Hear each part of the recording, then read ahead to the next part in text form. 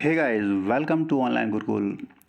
आज की इस वीडियो में बात करेंगे यूपीएसआई के मेडिकल के बारे में। जैसा कि आप सभी को पता है कि यूपीएसआई का रिज़ल्ट जो फाइनल रिज़ल्ट था वो तकरीबन 3 से लेके 4 महीने पहले आपका निकल चुका था। उसके बाद उसका मेडिकल होना था। सारे लोग मेडिकल और उसके बाद में ट्रेनिंग का अपना इंतज़ार कर रहे थे, लेकिन कोर्ट में केस जाने की वजह से भर्ती वाकई में डिले हो गई थी। बहुत सारी र्यूमर्स इसके बारे में आई थी और उसके बाद में ये असम्पशन लगाया जा रहा था कि मेडिकल कब होगा। और तकरीबन 1 हफ़्ते पहले, जैसे आप सभी को पता होगा कि एक इंटरनल नोटिस वायरल हुई थी, जिसके अकॉर्डिंग टू मेडिकल आपका करीबन अक्टूबर के सेकंड वीक में होना प्रपोज़ हुआ था। लेकिन वो ऑथेंटिकेट सोर्सेज़ से आपका जो नोटिस था वो नहीं था, इस वजह से मैंने उसके ऊपर वीडियो नहीं बनाया था। तो अब ये आपको मैं प्रूफ़ के साथ में यहाँ दिखाऊँगा कि यूपीएसआई का मेडिकल आपका कब होने वाला है, कब से स्टार्ट हो रहा है और ट्रेनिंग आपकी कब से होने की चांसेज़ है। तो चलिए बिना कोई देर किए वीडियो को स्टार्ट करते हैं।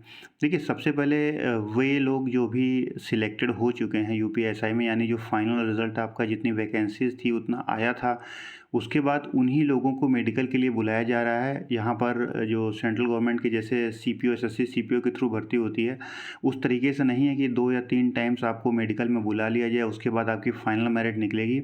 यहाँ थोड़ा वो यूपी गवर्नमेंट में, चाहे वो एसआई का केस हो या फिर कांस्टेबल का केस हो, कुछ उल्टा टाइप का होता है यहाँ पर। यहाँ फाइनल रिज़ल्ट आपका निकाल दिया जाता है, उसके बाद आपको जितनी ही वैकेंसी हैं उतने ही लोगों का फाइनल रिज़ल्ट निकलता है। उसके बाद आपको मेडिकल के लिए बुलाया जाता है। अगर आप मेडिकल में फ़िट है तो डेफ़िनेटली आप ट्रेनिंग में जाएँगे। अगर आप फ़िट नहीं हैं तो फिर आप परमानेंटली अनफ़िट हो जाते हैं। अपील करने के बाद अगर मान लीजिए आप नहीं फ़िट हो पाए तो आप परमानेंट अनफ़िट हो जाएँगे। इसका मतलब वो वैकेंसी जो है वो सरेंडर हो जाएँगी, उसमें वेटिंग लिस्ट का कोई प्रावधान आपका नहीं है। तो ये आपका जो लेटर है, ये लेटर आपका आया है, आपके कंसर्न थाने में गया है। सबसे पहली बात ये है कि जैसे अभी तक आपने जो भी अपने एडमिट कार्ड होंगे वो आपने डाउनलोड किए होंगे, लेकिन ये जो आपका एडमिट कार्ड ही मान लीजिए, ये आपका थाने में जाता है, ये आपका डाउनलोड नहीं होगा। इस टाइप से एक आपको लेटर मिलेगा। इसमें देखिए सबसे ऊपर नाम पड़ा हुआ मेरा, ठीक है, दिवाकर सिंह पुत्र श्री अद्वीर सिंह, और जो निवासी आपका दे रखा है और थाना, जो ये कंसर्न आपका थाना है, उस थाने में आपका लेटर जाएगा। और ये मेरे को कल मिला है, यानी कल 13 तारीख की डेट में मुझे ये लेटर रिसीव हुआ है, जिसके अकॉर्डिंग टू मुझे फ़ोन करके वहाँ से बुलाया गया कि आपका यूपीएसआई का मेडिकल होना है, उसके रिगार्डिंग आपका एडमिट कार्ड आया है, आप थाने में आके रिसीव कर लीजिए। तो इसकी 2 कॉपी आती हैं, एक में वो आपसे रिसीव करा लेंगे, रिसीव करने के बाद में वो अपने पास रख लेंगे और वापस भेज देंगे जहाँ से ये लेटर आया है, उनको डिस्पैच किया गया है। और एक कॉपी आपको लेके जानी है। उसमें क्या-क्या आपको चाहिए देखिए। सबसे पहले ये है कि आपको अवगत कराना है कि अध्यक्ष पुलिस महानिदेशक उत्तर प्रदेश पुलिस भर्ती एवं प्रोन्नति बोर्ड पत्र संख्या, ये जितना है इसमें आपने, इसमें बेसिकली अब आप पढ़ लीजिएगा धीरे से। इसमें उन्होंने दिया हुआ है जो केस हुआ था उसका टोटल मिला के जो भी ब्यौरा है सारा दे रखा है।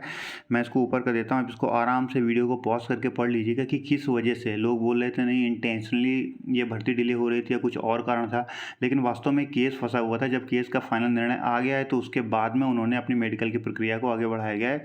तो पहले पैरे में पूरी की पूरी आपको केस की डिटेल दी गई है, वो आप पढ़ सकते हैं। सेकंड देखिए जो इंपॉर्टेंट आपके लिए है, सेकंड है कि उप निरीक्षक नागरिक पुलिस समकक्ष भर्तियों पर सीधी भर्ती 2020-21 की मुख्य लिखित परीक्षा के पश्चात आपका चिकित्सीय परीक्षण आपके आवेदन पत्र में अंकित गृह जनपद के परिक्षेत्र मुख्यालय, यानी जो भी आपका मंडल है, ठीक है, उस मंडल के अंदर, एक मंडल के अंदर 2 या 3 डिस्ट्रिक्ट आते हैं, तो जिसको हेडक्वार्टर है वहाँ पर ही आपका मेडिकल होगा। तो आप जिस डिस्ट्रिक्ट के रहने वाले हैं वो देख लीजिएगा कौन से मंडल में, जैसे टोटल 18 मंडल हैं, 18 मंडल में आपका कौन से मंडल में आता है वहीं पर ही आपका मेडिकल होगा। इसलिए आपको उसके लिए परेशान होने की आवश्यकता नहीं कि आपको कहीं बाहर भेजा जाएगा।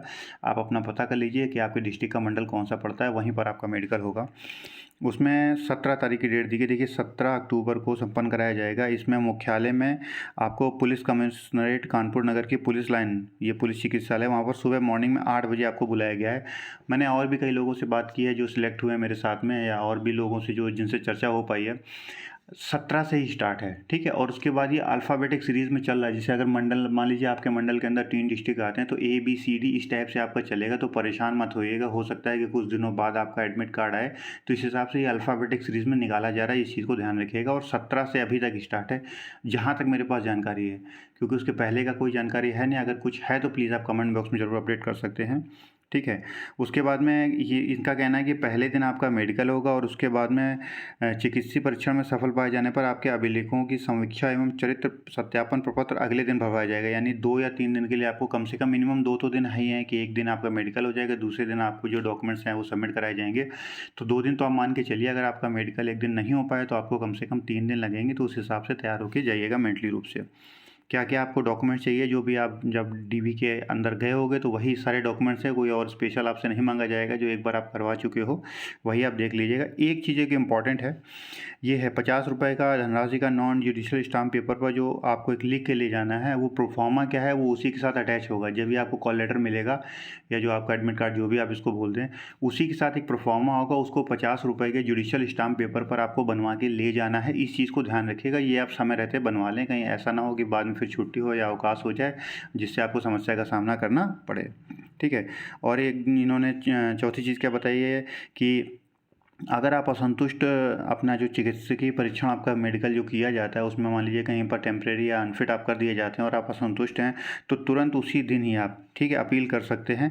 उसके बाद में जो अगर आप कोई अपील करेंगे तो आपकी स्वीकार्य नहीं होगी। ठीक है।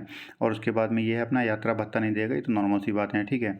ये आपका डिस्पैच किया गया था। उसके बाद में इन्होंने बोल रखा है कि थाना अध्यक्ष वर्रा को कि भाई एक जो एप्लीकेशन की जो एक प्रति है उसकी प्रति पर हस्ताक्षर मैं दिनांक सहित करवाकर तुरंत उसको वापसी आप कर दें।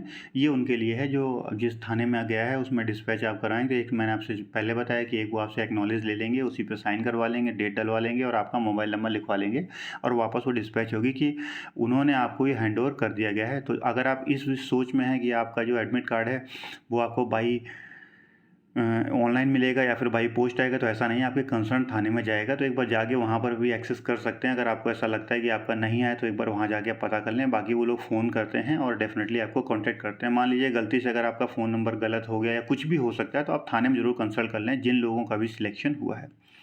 तो यहाँ तक इस वीडियो में था, मेरे बताने का मतलब था कुल मिला के कि अभी तक मैंने जो फैक्चुअल जो चीज़ें मेरे सामने आई, क्योंकि जब मेरा खुद का आया तो मैंने इसलिए आपको अपडेट किया कि नहीं ठीक है ये है। इसके पहले की जो सुनी सुनाई की या फिर जो वायरल चीज़ें चलती हैं तो उनके ऊपर बनाने का कोई मतलब नहीं निकलता है। और ये बिल्कुल ऑथेंटिकेट न्यूज़ है। आपका 17 से आपका स्टार्ट हो रहा है। अब ट्रेनिंग का शेड्यूल क्या है, उनका कहना है कि लास्ट मंथ यानी अक्टूबर लास्ट तक ये सबके मेडिकल हो जाएंगे। फिर थोड़ा सा प्रोसेसिंग में टाइम लगेगा और नवंबर लास्ट यानी लास्ट वीक ऑफ नवंबर या फर्स्ट वीक ऑफ दिसंबर 100% आप लोग ट्रेनिंग में चले जाओगे जिन किसी को भी जाने का विचार है।